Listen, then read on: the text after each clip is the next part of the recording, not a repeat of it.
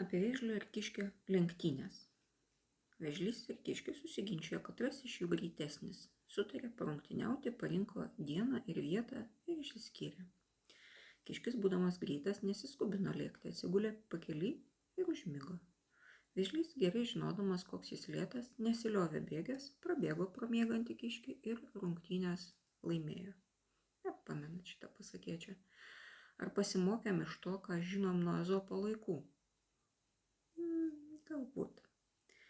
Google užpils jūs atsakymais apie tai, kad maži kasdieniai nuolatiniai pokyčiai yra tiesus kelias į ilgalaikę sėkmę ir net pačių sunkiausiai pasiekimų tikslų siekimą. Tai tinka ir bet kokiem tikslam, kuriuos savo keliate mitybos srityje. Suskaidykit tikslą mažais lengvai veikiamais žingsneliais ir ramiai kartokit kasdien.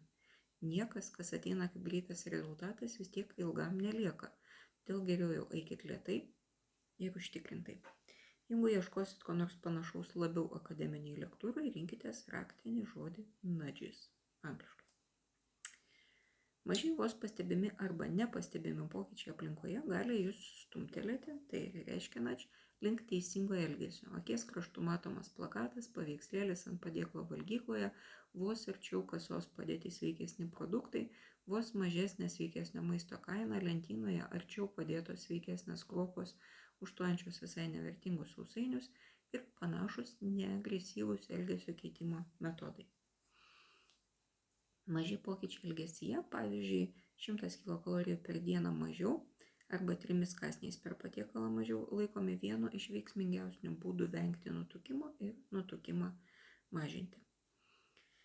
Geresniu nei bet kokios, ir tai yra geresnis būdas nei bet kokios dietos, radikalūs gyvenimo būdo pokyčiai, chirurginės procedūros ar kiti agresyvūs būdai. Maži pokyčiai sukelia mažesnį vidinį pasipriešinimą, todėl lengviau įgyvendinami ir dažniau pastiprinami sėkmės ir laimėjimo džiaugsmo.